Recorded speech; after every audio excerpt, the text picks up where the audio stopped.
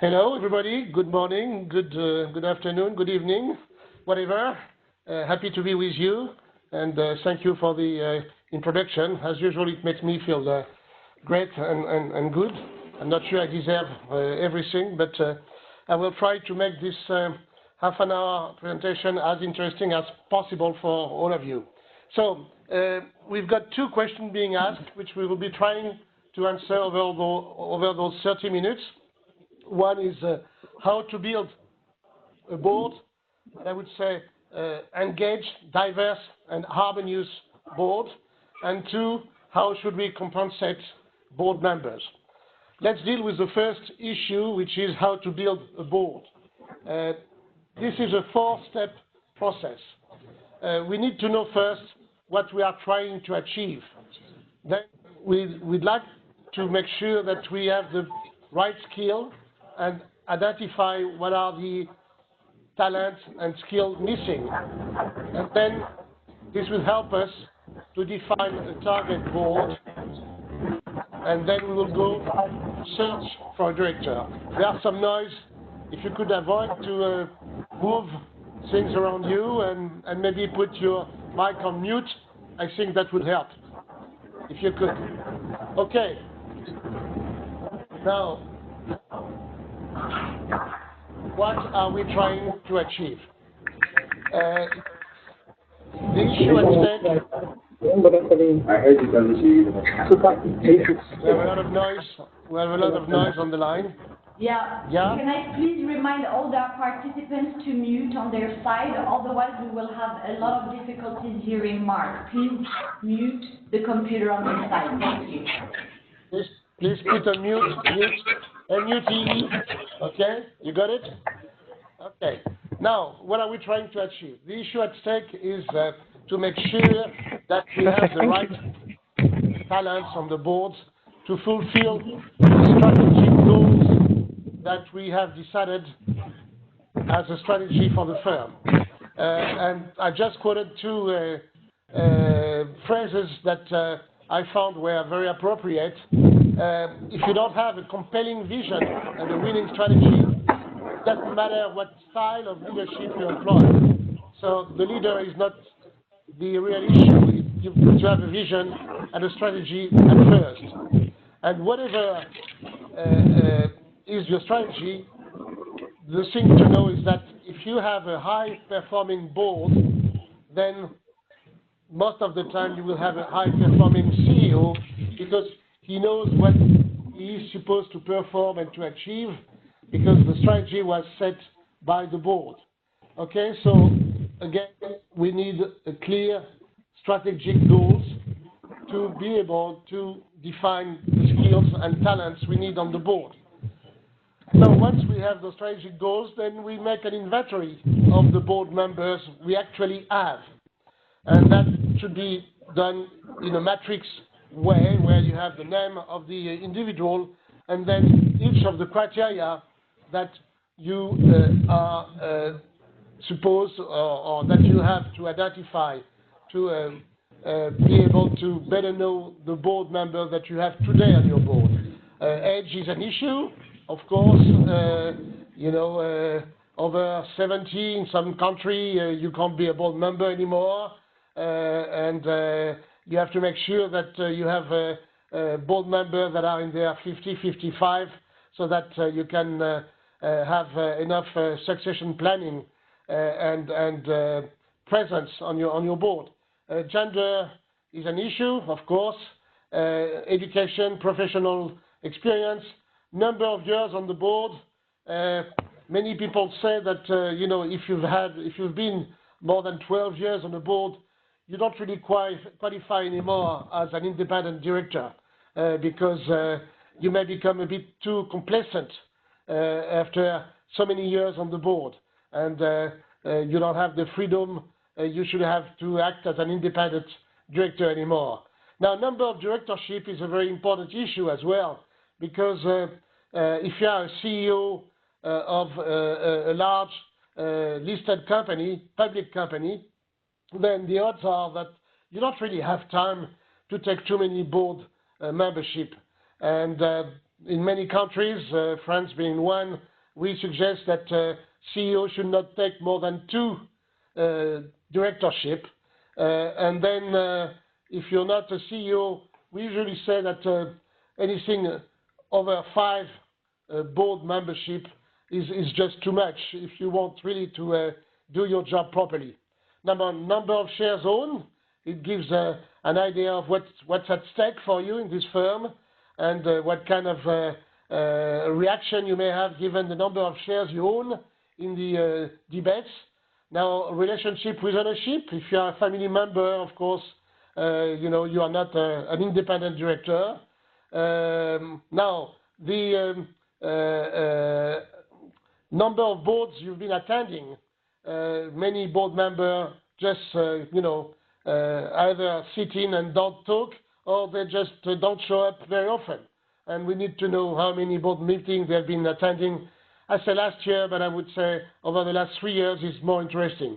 Now, last one would be, are they executive of the firm or non-executive, which of course is a big difference. Now, once you've done this inventory, the next step is to go to the actual board members and get their input on how they feel they've contributed to the work of the board, and which is more diplomatically difficult, what they think eventually of the others' contribution. Now, they may not volunteer to give the information, but some may and say, Mr. X or Mr. Y, well, whatever, they don't really contribute, or I do appreciate, especially when they come in on the risk side or whatever, okay? Now, you may ask as well, at that point, during this peer-to-peer review, what they would like to see as new board members coming to the board. You have to get their input, and this is make it easier once you come up with new board members to be presented to the board, because the board member have been asked what were their ideas, and you've tried to fulfill their needs or expectation. So this could be done by the corporate secretary, going to each board member in a private interview using a questionnaire, which is to be designed before the interview, or it could be done by the chair of the Nomination and Remuneration Committee, but of course it should be kept anonymous, and when you give feedback, you should give feedback to the board members of what are the findings of this peer-to-peer review, without quoting, of course, any name. Now, once you've done that, then you are in a position to make a skill set matrix, which is really what are the existing skill and talents, and match them against the strategic goals, so that you can see if you have the talents that are needed given the strategic goals, and then you will find the holes in this matrix, and they are precisely the kind of skill and talents that are missing, so you identify the skill set gaps. Then you may look for a mix of background in defining those gaps, looking at the kind of experience you already have on the board, the kind of the gender, the ethnical diversity, and define new profile based on these gaps by using the approach of a more diverse board. Now, I said avoid high profile because high profile and narcissistic directors tend to make the board debates very difficult. They have a tendency to either make the other board members mute because they don't feel like participating, being impressed by the high profile, or in the case of a narcissistic director, then he is usually far more talkative during the board meetings, and others don't have a chance to participate. Now, the other peril you should avoid and be aware of is the technical experts. technical experts very often are being felt like needed on the board. Well, the truth is that it has a danger attached to that, because if, for instance, we talk about the IT system that we are about to invest in, and he is an IT expert, then the odds are that he will be the only one talking, discussing, and he will be the only one proposing a decision, which could be very dangerous because the others don't feel that they can contribute, and we may make decisions that are not the best decision because we are far too influenced by the technical experts. So we need some kind of expertise, but they should not be looked at by the other board members as the only one qualified to participate in those decisions. Now, having identified those skill sets, of course, we know that we don't change all the members of the board at the same time, and that there are some which you have identified previously in the inventory that will come up for renewal in 1 year, 2 years, 3 years. And so you should design a succession plan over the next years to bring in new board members, and touching a very sensitive issue, which is to make the non-contributing board members aware that they will not be renewed in their mandate. Now, usually chairman had to do that, but based on the assessment made by the other board members, they've got some fuel, so to speak, to bring in the discussion, saying, you know, you have to recognize that your contribution is not as positive as it used to be in the past, and you've been on the board for quite a number of years, so we may be taking steps to change our boards. And so it's a touchy discussion, but it needs to be addressed, otherwise you end up with a far too complacent board, which is not terribly useful. And the result of it is that if the chairman realizes that he's not finding the kind of help he needs to make decisions at the board level, he tends to use far too much external consultants to be able to make better decisions. And this is not the way it should be done. The board is the place where the discussion should take place, and the ideas should not come from external consultants just because of a lack of discussion and talents on the board. Now, having said that, you have defined the gaps, and you should write up job spec for ideal board members that you seek to bring to the board. And they look like a normal job specification, but you should deal with some specific issues, such as the availability, because if they are just too busy in their work, or they are sitting on too many boards, then they won't be able to contribute properly. The lack of conflict of interest is a key issue, of course, and then their behavior in terms of courage to challenge intelligently the chairman. Now, what defines to me an independent director are really two things. One is the total lack of conflict of interest, and the courage to challenge the chairman or other board members.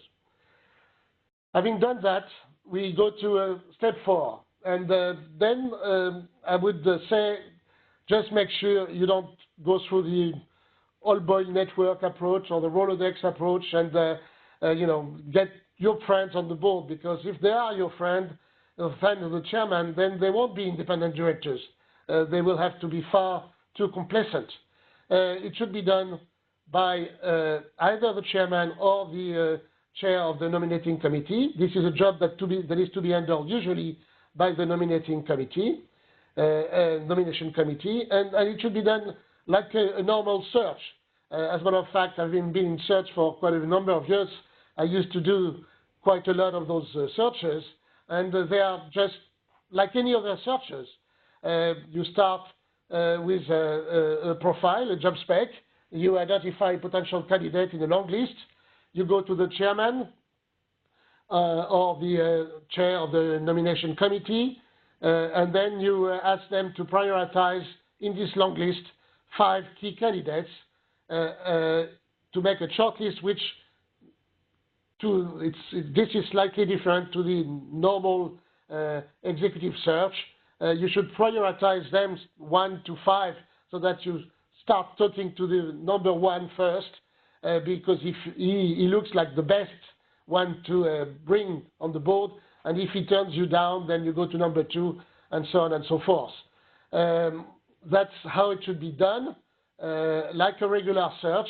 And once you have a candidate that bites the hook, then you do some reference checking, call a few of his friends or people that he knows to make sure that you have the right type of individual in terms of background and human behavior, and then you introduce him or her to the chairman. Now, once the chairman has felt that this is the right candidate for the board, because he needs to be involved, he's chairing the board, so that's one of his privileges, then either the chairman or the chair of the nominating committee reports to the full board the result of the search, so that it becomes an open process, and it's clearly defined and presented to all board members. As a matter of fact, in the US, the SEC is in the process of asking that whenever a new board member has been selected, the methodology being used to identify this candidate be made transparent, so that we avoid the Rolodex approach, and there's a process that has been involved in selecting this board member. Okay, now, I understand you will have questions later, so let's go to the question number 2, which is how to compensate board members. Well, I'll start by telling you what are the elements of a normal compensation. They don't all apply to board member, but I felt it was good for you to know what are the 4 components of compensation, because each of them has a specific purpose. The first one is salary. Now, salary compensates for work, and that's a given, and there is this is part of your labor contract, and this is not something to be discussed based on performance. You're paid for the work you do. And then the second one is the bonus. Bonus is rewarding the achievement on the objectives that were set at the beginning of the year, and given how you fulfilled those objectives, those goals, then your bonus will be set at a certain level. So it's a reward on achievement. Then the long-term incentive is one way to align your behavior as an executive of the firm or shareholders or board members, by the way, to the goal of the shareholders. And therefore, we're talking about stock options or other schemes that are usually based on the distribution of shares. And then the last one is perks, which is really for status. And here we deal with a car, flat, travels, holidays, and the rest. So those are the 4 elements of any type of compensation. How does that apply to board members? For work, board fees obviously is the key component. Now, having said that, there's no bonuses, of course, but there are some perks that can be given. Of course, the reimbursement of expenses, but it could go slightly further than that in terms of reimbursements of expenses. And then, as you know, many board members have strategy meetings, which are usually in nice places and last 2 or 3 days, which are part of the perks that you may be having, and some other kind of presents that will be coming. But those are the kind of perks that you may expect being board members. And then stock options. I mentioned that although it's somewhat rare as of today, but I've seen a few boards where shares are being distributed, or stock options have been distributed to board members to align them with the goals of the shareholders as well. Now, this is rather new. It's not done in many boards, but it does exist, and it goes beyond the guarantee shares, which you are very often supposed to buy when you become a board members, which are, minimum usually. I've known a few companies where the guarantee shares you were asked to buy were equivalent to your board fees, so that basically your first year board fee had to be invested totally in guarantee shares. All right. Now, how to set board fees? I understand this might be difficult in some countries where you don't have studies that have been published, but there are in many countries, Europe, the US, Australia, and Asia, in Singapore, for instance, search firms have published board index studies which give you the information on the board fees for those areas. Now, if you don't have that, then I suggest you use the consultant equalization approach. Now, what is that? I mentioned before that when the board is not considered by the chairman as the proper source of information or proper help in decision making, they go to a consultant.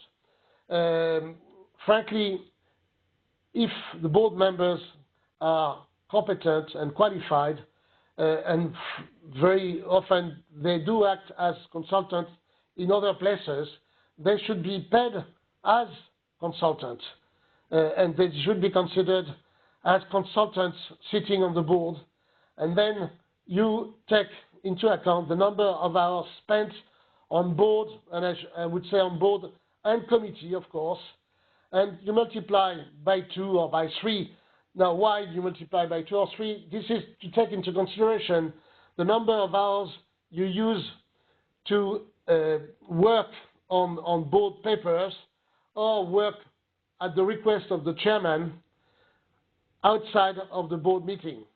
And it takes as well into consideration the time you spend to get to the board, because in the case of international board members, it may usually involve 2 or 3 days to sit on a board for 6 or 8 hours. So in that case, I would use the factor 3. In the other case, I may use the factor 2. But then once you have the number of hours spent on a board, and for your information, on a public company board, I think it's fairly reasonable to consider that a board member spends anything between 25 and 30 hours a year. So once you have this number of hours, you multiply by the consultant's hourly rate in your country, the McKinsey's and Deloitte and audit firm that you have in your country. If you call them, they will give you the partner's hourly rate, and then you have a basis to set the board fee by multiplying the number of hours by 3 or 2 and multiply it by the hourly rate of the consultant. That gives you a guess of what board members should be compensated for. Of course, if you're talking about a small firm, board fees tend to be smaller than big listed public firms. If you are dealing with a family-owned firm and you only have 1 or 2 independent directors, you may find that their board fee is set at a very low level, so that you have to make a point that independent directors should be compensated for their work. I suggest that's the best way to deal with the issue, given the fact that you don't have board index studies to start from. Now, in the chart that you have in front of you, I've got to say that I'm very surprised by the average fee for audit committee membership and the difference in France, and with the average fee for remuneration committee membership because, well, this apparently comes from Spencer Stewart, but in all honesty, the work done on the audit committee is far more time-consuming than the work done on the remuneration committee, and therefore, if you look at my worksheet for the brownie point approach, the brownie point matrix, then you will see that the audit committee chair is getting 3 brownie points, while the Rem and Nom committee chair only gets 2. So this is the way you should go about it. And I just keep one slide so that you feel that I'm not trying to hide anything from you. This slide really shows you that the more you work on a board, the more you should be compensated for. And under no circumstances, board members should be considered as free board members, because if the chairman goes to a consultant, then you may find that he pays the consultant for the work being done, and there is no reason why board members should not be done. Having said that, I'm presently on the board of a American company which is in distress, so to speak, and getting to the recovery phase. And I've decided and recommended to the boards that board members should not be getting any board fee until we make profit, which hopefully should happen by the end of 2016. So there are situations where getting board fee for board member while shareholders have not been receiving dividends for the last 2 years does not make sense or doesn't look very good, ethically speaking. So if you have any question on this matrix later, we could discuss it, but this is how you should go about it, and avoid the general approach, which is we are all equal and we will all be getting the same board fees, which is just not fair, because there are some board members that are working far more than others, and they should be compensated for the work they do. Now, one last slide, and we'll be on time. This is really to better describe the matrix that I showed you, where you see the work of each board member, and you realize that the value of the board fee is 4K multiplied by the brownie points of each member. Now, one slide that I haven't put and that I should have, thinking of it, is who should get board fees. Now, this is an issue because in some companies, the executives do not get board fees. And I must say, I find it proper to the extent that they get paid for what they do, and by the time they sit on the boards, they are paid for their work, and it's a status that is given to them to sit on the board. So, having received a salary for their work, why should they be getting a board fee for the time they spend on the board? The other issue is the family members.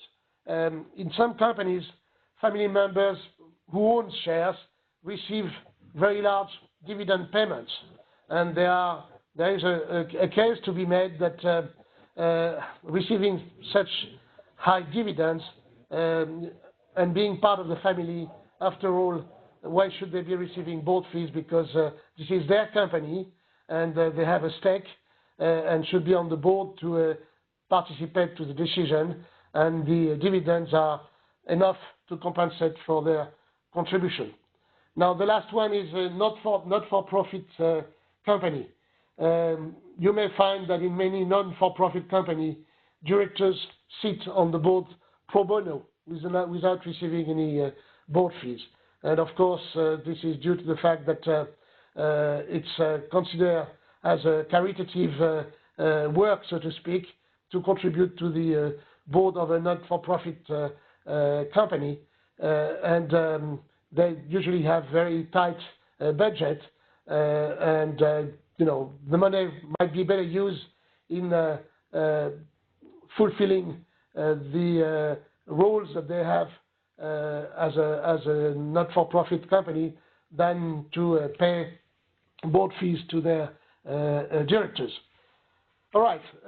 Having said that, I think I've covered most of the issue, but I'll be waiting for your question, and I thank you for having listened to me for half an hour. Now I'll be answering your question. Marc, thank you so much. Thank you for your invaluable insight on the topic. Before we take questions, one of our participants said that they didn't get your reference to the approach of the US SEC to newly appointed board members. So maybe if you can just go through that again, that would be very helpful. Yes. Well, should I go through the whole approach on how to recruit a director, or just clarify why I mentioned the SEC? Yeah, he was talking about the US SEC bit, so maybe just that part. Okay. Well, I read recently in a document that I received that the SEC is considering to ask the chairman to publish or to provide the methodology that has been used to select new directors. The idea being that they want to make sure that there's been a process to do that, and that this is not just the Rolodex approach, which is still far too often used even in the US. Is that clear? Yeah, thanks, Marc. We got a question from Wilson. An interesting question, actually. He's asking, is it not dangerous to align board and management? Maybe the best practice is to have some kind of tension between them. Don't you agree? Well, first of all, I'll start by saying, because you brought the word tension, that the board is like a football team, okay? And when you hire a new board member, you should make sure that he is not the kind of person that keeps creating conflicts on the board. He may disagree, but do it in a proper manner. And from time to time, you find individuals that are just creating useless conflict on the board and make the board debates very difficult. Now, the issue of tension between the board and the executives, I disagree. First of all, in many boards, the CEO sits on the board. On many boards as well, you've got the CFO sitting on the board, and maybe one or two others. There can't be any open tension when you have those executives sitting with you on the board. Then the board is, and the chairman role is to set strategy and control management. And controlling does not mean creating tension or being negative about the management. If the management is not leading in the right direction or making mistakes, this is the chairman's duty to, and even the board duties in their fiduciary duties to correct that situation. But this doesn't need to be done in a conflicting manner, because if you end up having an open conflict between the management on the board, don't forget that those that control the information is the management, not the board. And so you may end up receiving at board level distorted information on the real status of the firm, and that could be very dangerous. Thanks, Marc. Now, Karine would like to ask you to expand on the question of board fees at a time of distress. Is that not the time when there is quite significant risk to board members, and for them to not receive fees makes it far more likely that they will not give full attention to the problems at hand? I'm sorry, I didn't get the question. Could you so the question is about the fees, board fees at a time of distress, right? Okay. And he's saying, is that the time when there is quite significant risk to board members, and for them not to receive fees makes it far more likely that they will not give full attention to the problems at hand? Well, this is a very interesting question to me because I'm presently in this is a specific situation. The truth is not that you don't give more attention or less attention. I would say that you are even more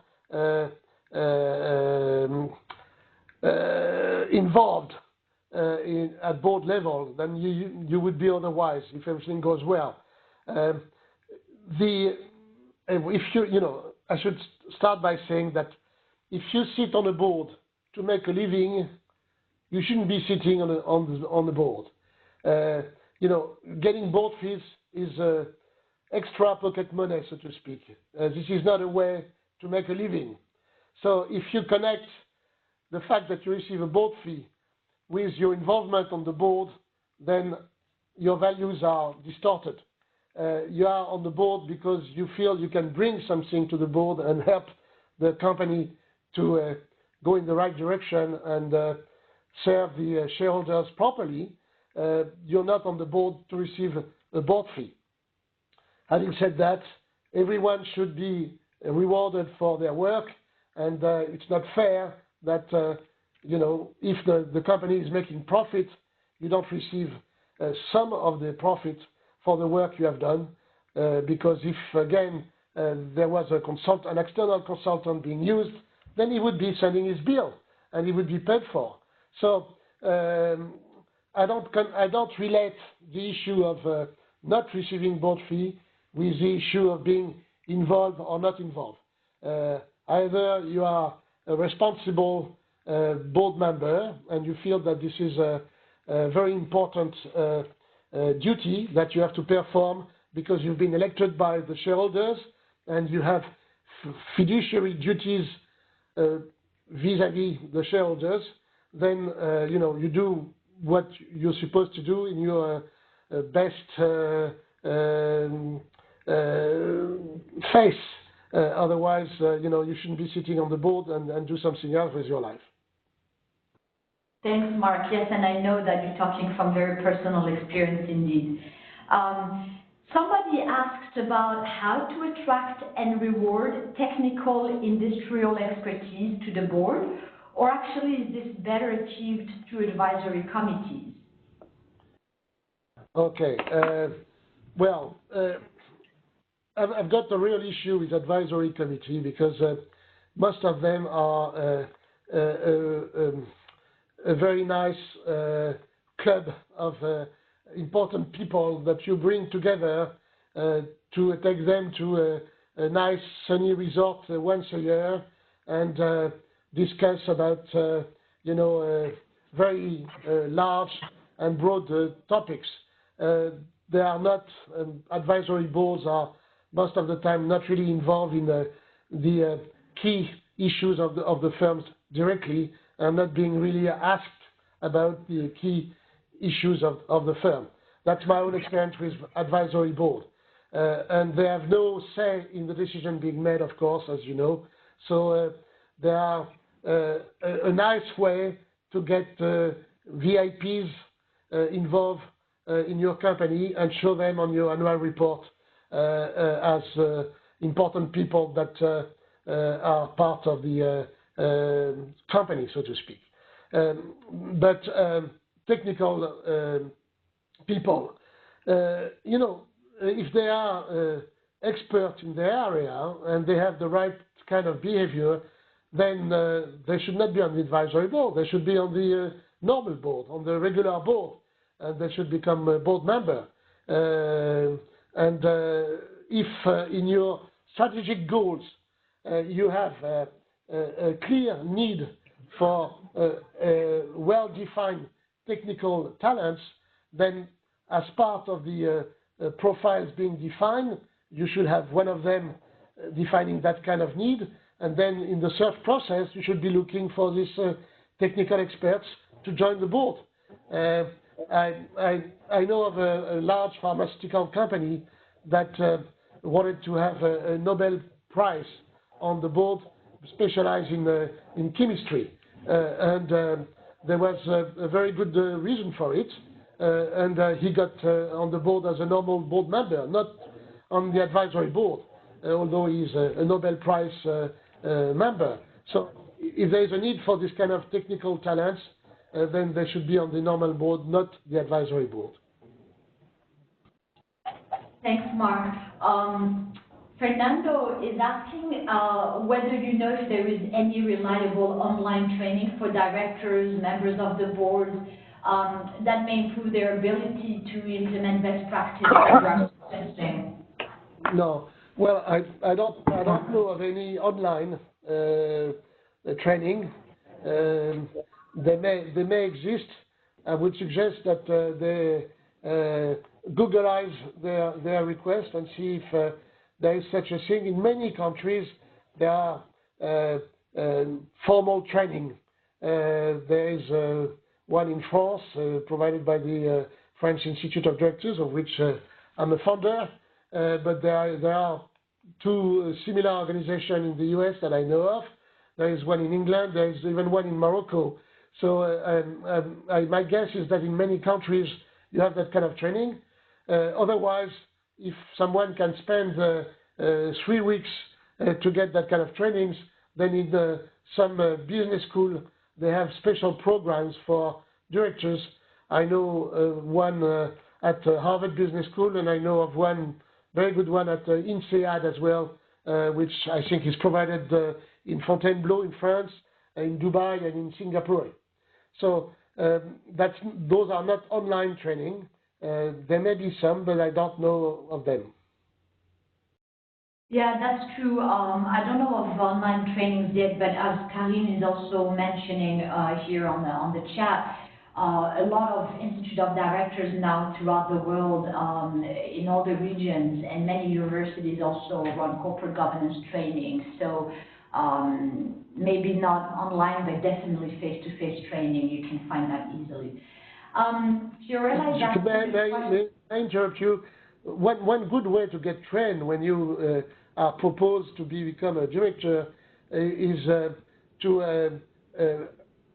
ask it's usually the corporate secretary or the legal counsel to put together an induction program.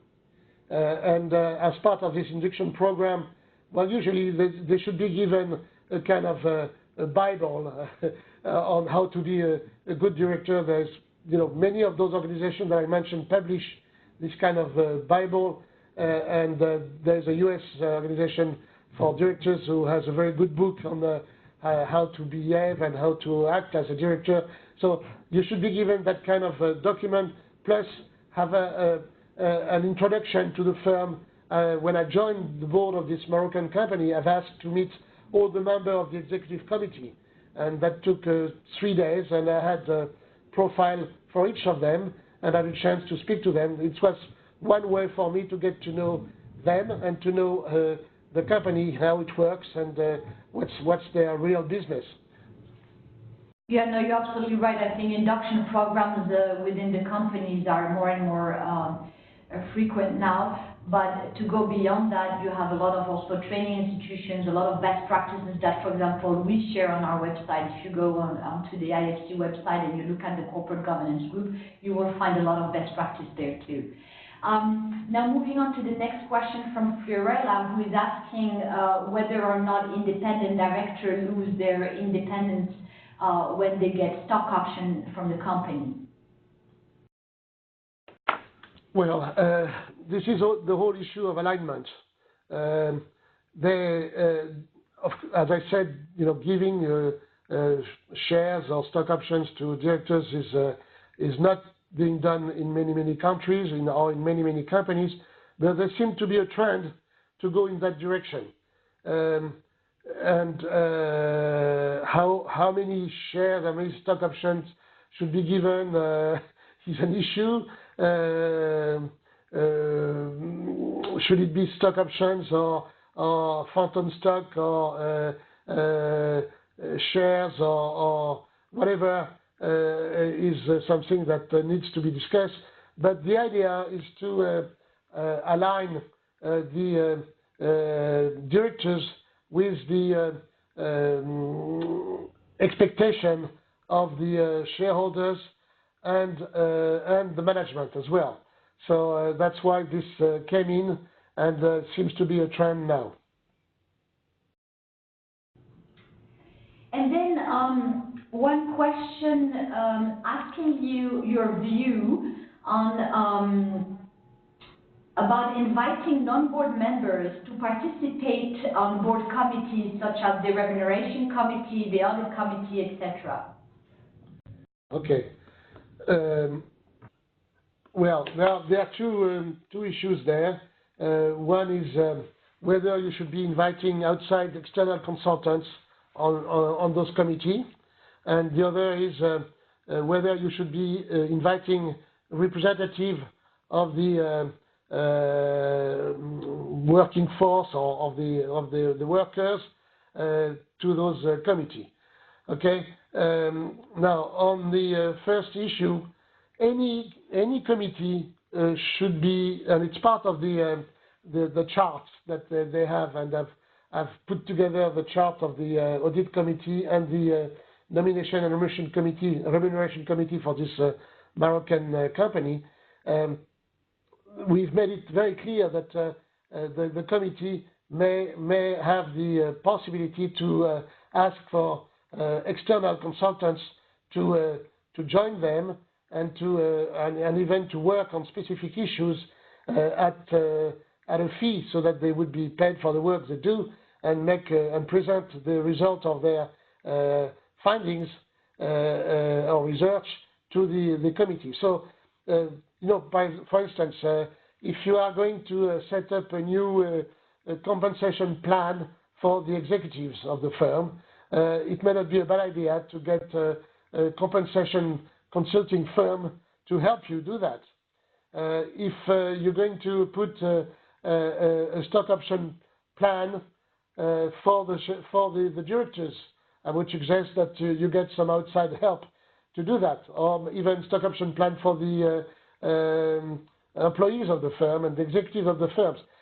So very often you do that, and you ask the chairman, of course, and tell him that you're going to ask for that kind of help, and then there is a budget that is being approved, and then you get this kind of external consultant to help you, and you may invite them to the committee, or some of them, or part of them, to contribute, to bring the contribution that you should expect from them. So there is no issue there. They should be invited, they could be invited, and it does happen fairly frequently. Now, the other issue is, should you have the head of human resources sitting on the nomination and remuneration committee, for instance, on a permanent basis? And then in many companies, they have directors that are representing the workers. It's the case in Germany, it's the case in France, I'm pretty sure it's the case in some other countries. Now, you have two types of directors representing workers. You have those that are union members, union representative, and they frequently have seats on the board. And then there is another group, which are the workers that have invested in the firm. Like in many countries, there's been a privatization process, and during the privatization process, the workers were offered to buy shares, frequently with a discount, and they become shareholders. Now, this group of shareholders who are inside the company are entitled to have a board member representing that group of interest. Of course, that brings some fairly diplomatic issues, so to speak, because when you start talking about the compensation of the CEO or the chairman, for instance, and those people sit on the board, then you have to make sure that first of all, they will be totally confidential about the debates, and will not go back to their union members and make it public. And they will have some very specific views on the decisions that are being made. Well, I happen to be one that keep recommending that on the nomination committee, the head of human resources should be sitting, and he should even be the secretary of the committee, so that he could bring the expertise that we may need in some of the decisions that are being made. Now, if on the board you have union members or representative of the worker having invested in the firm that are board members, I think it may not be a bad idea to have one of them as a member of the Nomination and Remuneration Committee. Now, why do I say that? Because, human beings have a tendency to be complacent.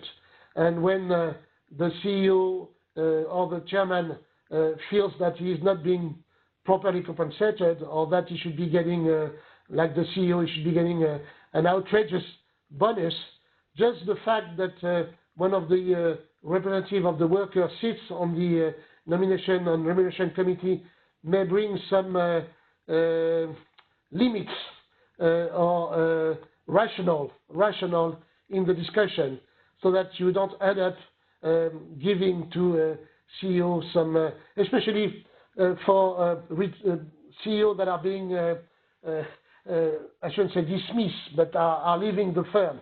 They frequently ask for golden parachute, which are in millions of dollars, and that becomes an issue for the media. It becomes public and everything, and it creates a lot of negative vibration and feelings among the shareholders and the I would say the government and many entities. So when you have someone from the firm who is not an executive and knows that being a director, he has to keep all debates totally confidential and can be trusted on that because he's been made aware. As a matter of fact, he may sign a code of conduct. In many boards, we ask the board members to sign a code of conduct where the issue of confidentiality is being mentioned. And so just the fact that he sits in those committees and brings his own view on what's rational or not rational, then may avoid coming up with those stupid or unrealistic figures of millions of dollars being paid on golden parachutes. Okay, Marc, we have 4 minutes left, and we'll take 2 more questions. So we'll have kind of succinct responses, 2 minutes per question. So the question that we have next is about how do we adapt the board profile if the company is before a strategic challenge, and according to your experience, Marc, is this feasible? Well, how do we adapt the board profiles? Well, we can only adapt them over time because you have to. You don't really dismiss board members. They have to be go through the mandate. By the way, the mandate, we haven't broached that issue, but mandates should not last more than 6 years. And if they are 6 years, they could only be renewed once, so that the total number of years a board member sits on the board should not be more than 12 years. An independent director, again, if he sits more than 12 years on the board, he is no longer independent. Now, if there are 3 years mandates, which happens from time to time, then I think 3 mandates in a row going to 9 years would be far enough. And the other issue is the size of the board. My view is that minimum 5, maximum 12 is the right size. Anything over 12 makes the debates very difficult on the board. And you may find that a lot of people stand still and do not contribute if there are too many board members on the board. So changing the profiles, adapting the profiles can only be done over time. Now, if there is a change in strategy, of course, it may be difficult to bring new board members right away to fulfill the new needs for talents. But in some of the takeover bids, the new investors are usually nominating new board members because they have a large share or a meaningful share of the control of the shares, I should say. And at that time, usually they bring the kind of people they need to fulfill the new strategies that they want to implement in the firm. So adapting the profiles can only be done over time unless there is a crisis or new investors coming in as part of a merger or takeover bid. Thanks, Marc. And the last question finally comes from Adriano, who is asking about the process of induction, and he says that this process of induction of new members, as you described it, is ideal, but far from reality. So the question is how to convince all-powerful chairman/CEO to open up the process as it develops. We're talking about reduction or change of directors? No, the process of induction. Reduction. Well, usually, especially when there is a merger, you end up having boards that are very, very, very large because the two boards are merging, and no one wants to step out. Marc, sorry to interrupt. It's not reduction; it's induction. Induction. Induction, the onboarding, yeah. So the process of induction. We were talking earlier about how to induct, to onboard new board members. And so the question is, okay, well, that sounds great, but it's not, it's always a little bit further away from reality. So how do we convince the chairman and CEO actually to open up this process? Well, I'm surprised that the person that asked the question does not find it realistic, because it's being done in many companies.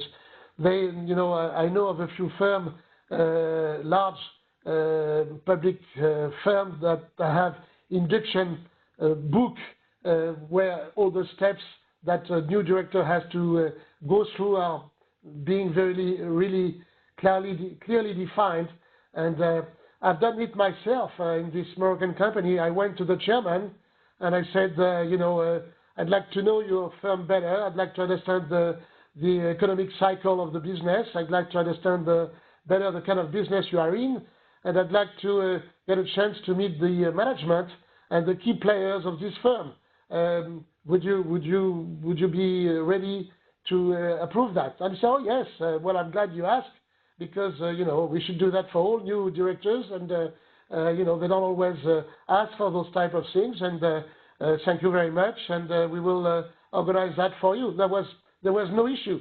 As a matter of fact, all the executives that I met were very happy that I've asked to meet them, because many of them do not meet directors at all.